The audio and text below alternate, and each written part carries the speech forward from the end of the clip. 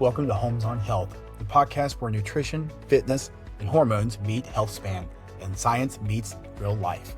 I'm Dr. Alan Holmes, a recovering emergency physician turned expert in hormone optimization, metabolic wellness, and living life fully optimized.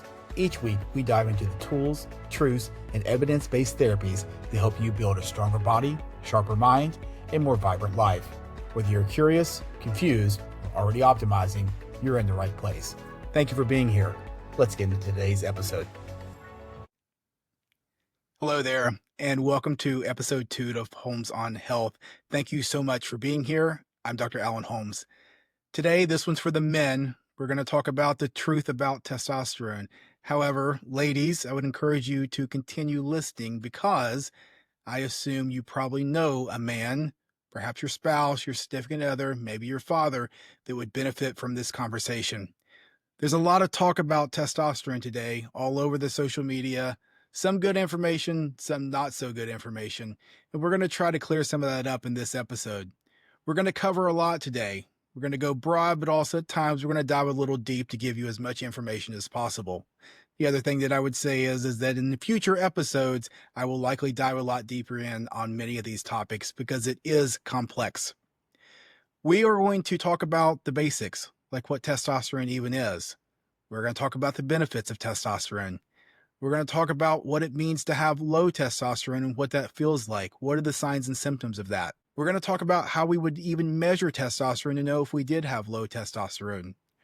We're going to talk about what good levels mean, and I use that in air quotes. We're also going to talk about how to replace testosterone or boost testosterone levels. And in the end, a few practical applications and takeaways.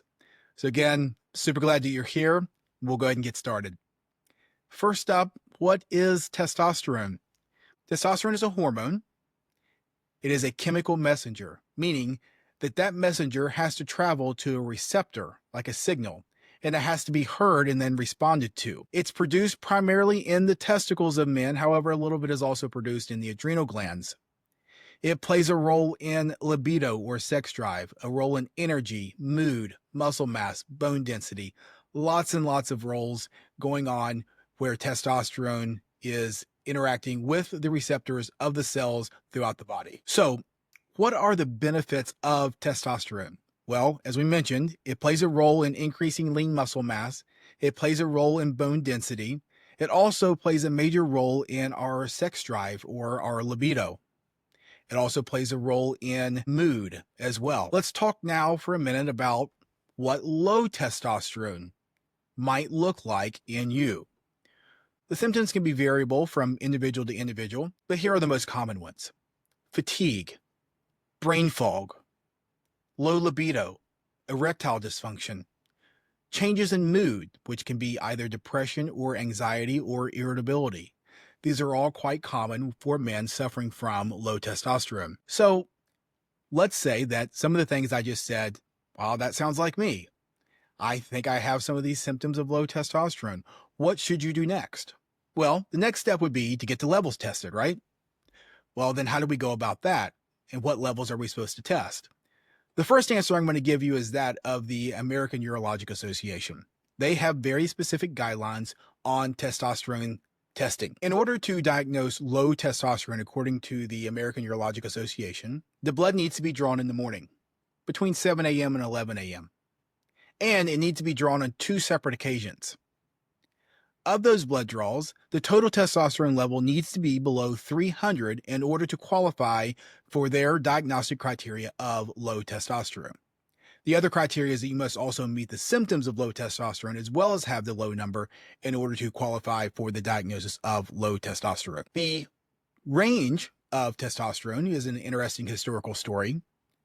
The current range, and I'm going to go with LabCorp, although there's other lab like Quest and many other labs out there that have slightly different ranges. Currently, the range of total testosterone on LabCorp is a low of 264 and a high of 916 nanograms per deciliter. The interesting factoid about this is that in 2017, numbers were changed.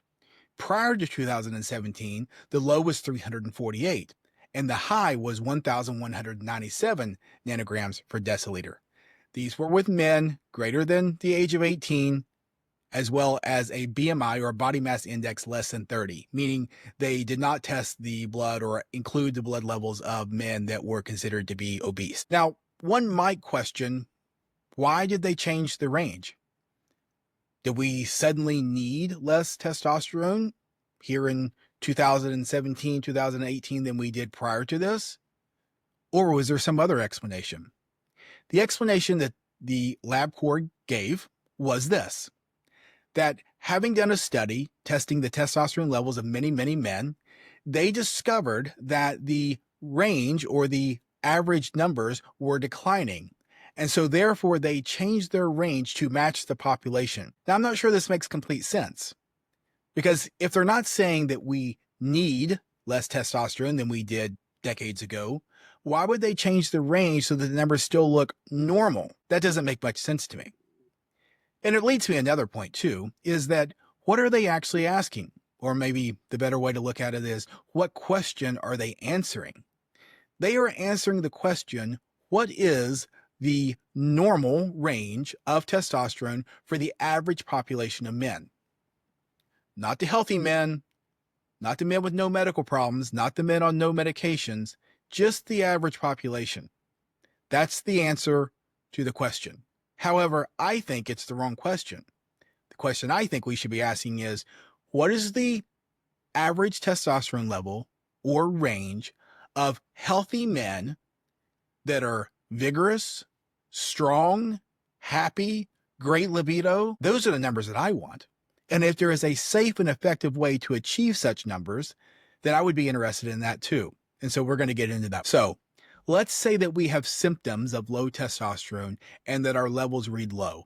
Again, not low by the LabCorp range, but read relatively low and our symptoms match. When LabCorp created their range, what they essentially did was tested all these men. Then they took an average of those numbers, and then they went out 2 standard deviations, and they called that the new range. So if we're looking for a range of the healthy, vibrant, full of vigor men, what does that range look like? And I'll be honest with you, there aren't great studies on this. It hasn't been tested. But what I can tell you is that after looking at thousands and thousands of lab tests and treating hundreds and hundreds of men, you start to get an idea of the numbers that match the symptoms. And so what I would say is a free testosterone level of 18 to 22 is probably pretty good for the average guy that's making his own testosterone. Now, when we go to replace testosterone, we usually have to get to levels a bit higher than that, maybe a free testosterone level of 25 to 30, in order to achieve the clinical outcome that we're looking for. Now, if you're listening closely, you just caught me, because I said free testosterone, not total testosterone.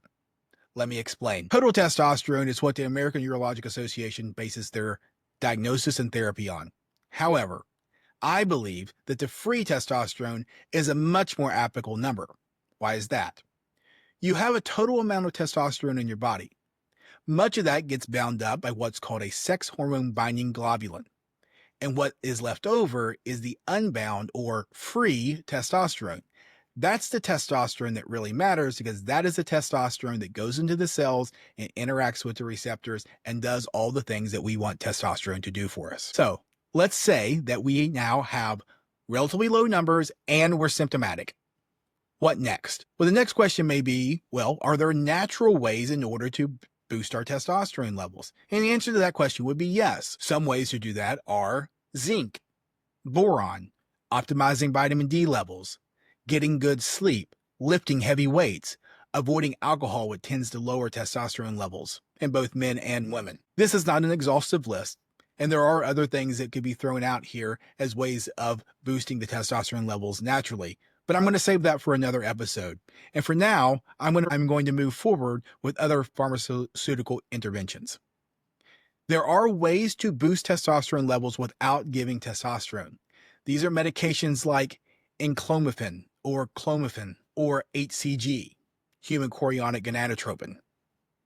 I'm also going to save those for another episode because it's a longer discussion than we have time for here today. For the sake of time, I want to give an overview of testosterone replacement therapy, or TRT. Testosterone replacement therapy has been offered for decades.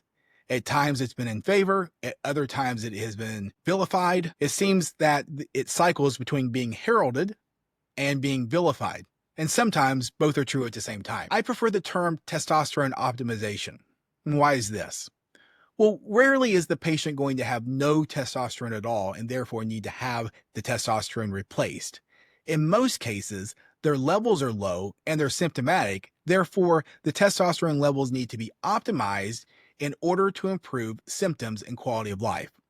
So when we talk about testosterone replacement therapy, what I'm actually talking about is testosterone optimization. In my opinion, there are 3 viable ways to administer testosterone: injections, pellets, and creams.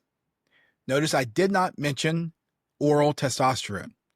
It is true that it does exist. However, my reading of the literature does not give me the confidence to prescribe it at this time because I do not believe that it is necessarily safe. And I'm also not sure that it is an administration in which optimal levels can be achieved in order to obtain an improvement of quality of life and symptoms. So I'm going to briefly go over the 3 that I mentioned, the 3 that I offer in my own practice. The first of which of these is injections. Now, this would either be an IM injection, intramuscular, or what is known as a sub-Q injection, which is an injection with a smaller needle just under the surface of the skin. These injections can be done once every 2 weeks, or once a week, or twice a week, or even more frequently than that. It is given in the form of testosterone cypionate or enanthate. Those are the 2 most common. The cypionate and the enanthate are called esters. Essentially, they aid in the delivery as well as the duration of action of the testosterone. What's the biggest advantage of testosterone injections? Well, they're potent because they're injecting right into the system so that you get very good levels. It only has to be done maybe twice a week. I would say that would be a minimum. Oftentimes our patients are on there much more frequently than that. What are the disadvantages? Well, it's a needle, and some people don't like needles. And for them, testosterone injections would be a non-starter. The second disadvantage, in my opinion, is variability of level, meaning there are peaks and troughs. Let's say that you are going to do an injection twice a week. Let's throw out Monday and Thursday, where your levels are going to be significantly different on Monday, Tuesday, into Wednesday than they are by, say, Wednesday evening when it's almost time for another injection on Thursday. Sometimes these peaks and troughs can lead to the patients becoming symptomatic throughout the week. In those cases, I would recommend they inject more frequently. The second option is pellets. Now, this involves a small procedure where an incision is made in the gluteus or the butt cheek, and a device called a trocar is inserted, and through that trocar, pellets that are about this little larger than a grain of rice are inserted into the tissue. After they are inserted, you put some steri-strips on, and that's the end of the procedure. The pellets then get slowly absorbed into the bloodstream, raising the testosterone levels. Usually this procedure needs to take place, say, every 3 or 4 months, depending on how you metabolize them. So what are the advantages? Well, the biggest advantage is it's kind of set it and forget it. You show up, you have your pellets put in, nothing for you to worry about for the next 3 or 4 months. And what are the disadvantages? Well, once those pellets are in there, well, they're in there. And if for some reason the dose isn't agreeable to you, there's no way in which to extract the pellets. And so there's a little bit of guesswork in some cases as to exactly what dose of pellets one patient may need, because we don't know exactly, particularly if they are a new patient, the testosterone levels, which is going to allow them to achieve the results that they want. Secondly, it is a minor procedure and does require a bit of minor downtime. Mainly, you shouldn't be in baths or waters or hot tubs or oceans for about 5 days after the procedure. And secondly, you shouldn't be doing any strenuous activity, particularly like squatting and that sort of thing, for a few days, because you want to give a chance for the pellets to seed. The third, last but not least, and I'll put all my cards on the table, my go-to form of testosterone replacement therapy, and that is creams. When I say creams, I am not referring to things like androgel or other commercially available testosterone. I am referring to testosterone that is compounded at a quality compounding pharmacy. This testosterone is applied usually twice a day, occasionally once a day. It is applied to the scrotum. Why the scrotum? Because it's thin skin, lots of blood vessels, very, very good blood levels. This is why it is significantly different than an androgel or other commercial product that you may apply to your arm or your abdomen or your shoulder. The reason that I like testosterone cream the best is because, one, it gives the most consistent levels. Because you are microdosing twice a day, it is what mimics your body's own production the most. Two, it is very, very easy to lower and or raise the dose just by the number or the amount of cream that you're using. So let's move on to side effects. Like with anything else, with any medication, there's always potential downside. So let's go through some of that now. The first is acne, or what I would call folliculitis. Some people call it back acne. This is because when you're on testosterone replacement therapy, you tend to produce more oil. That oil can therefore harbor bacteria, which can lead to some acne or to some skin infection known as folliculitis. This is not super common, and if it does happen, there are ways to address it. Lots of guys worry about hair loss with testosterone replacement therapy. And to be honest, there's not much of a concern here. In the studies that look specifically at this, where they primarily saw the hair loss were with men that were already losing their hair, already had male pattern baldness, and the loss of follicles was about 1% more than the control group, meaning the group that was not getting any testosterone. So it's not a big issue. Number three, as far as side effects, it does decrease the size of your testicles a little bit. We are giving the patient testosterone, therefore the patient no longer needs to make their own testosterone, which is, again, as I said, is primarily made in the testicles, so the size of the testicles do get a bit smaller.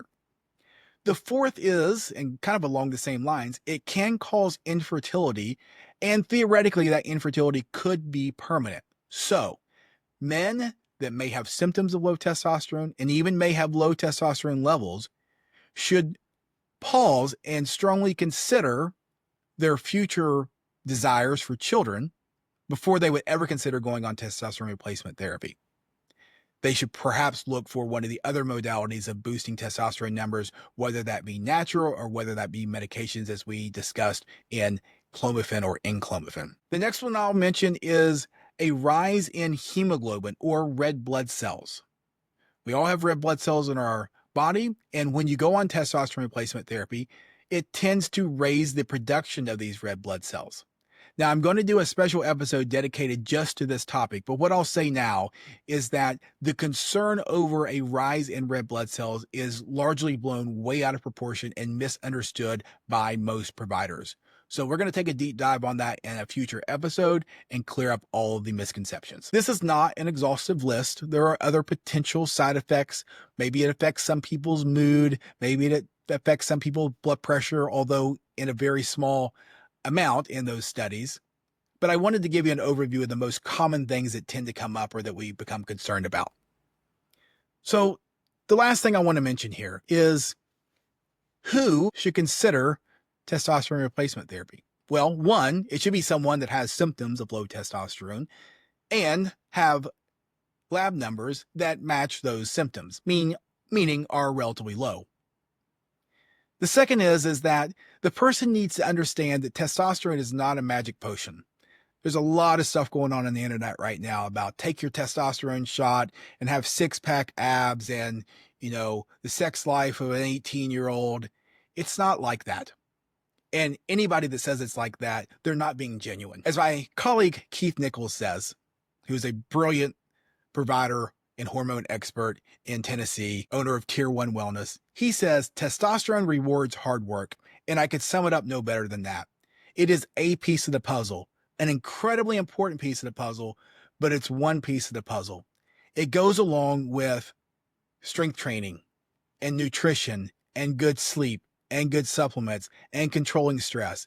It's one piece of the puzzle. But what it does is when you're doing all those other things right, it's going to reward your hard work and discipline. The next thing I would say is that, and I've already mentioned this briefly, the person really should probably not desire to have any kids in the future. Although it is possible that the infertility doesn't happen at all, or it's possible that even if they were infertile, they could go off of testosterone replacement therapy and have a return of their fertility. There are no guarantees with this. And having children is a huge, huge life decision that's not only affects you, but also affects your spouse. The last thing I would say about who is testosterone replacement therapy for, it's someone willing to play the long game. someone that understands that it doesn't work instantly. It's not instant gratification. And as I already mentioned, it's someone that's willing to work on the other facets of wellness, meaning nutrition, sleep, exercise, and the like. So that's it for this episode.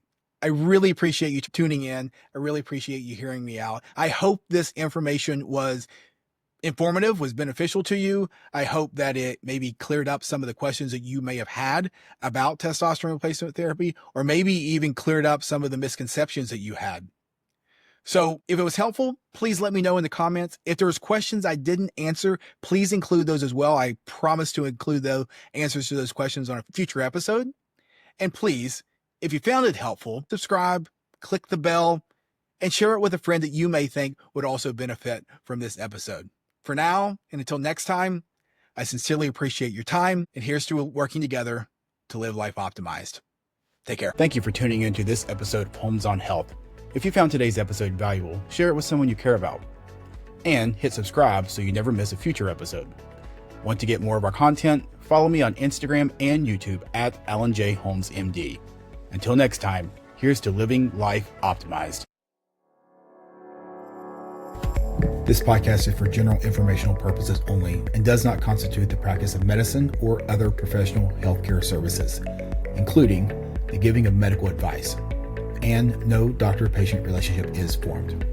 The use of information on this podcast or materials linked from this podcast is at the user's own risk. The content of this podcast is not intended to be a substitute for professional medical advice, diagnosis, or treatment. Users should not disregard or delay in obtaining medical advice for any medical condition they may have, and should seek the assistance of their healthcare professionals for any such conditions.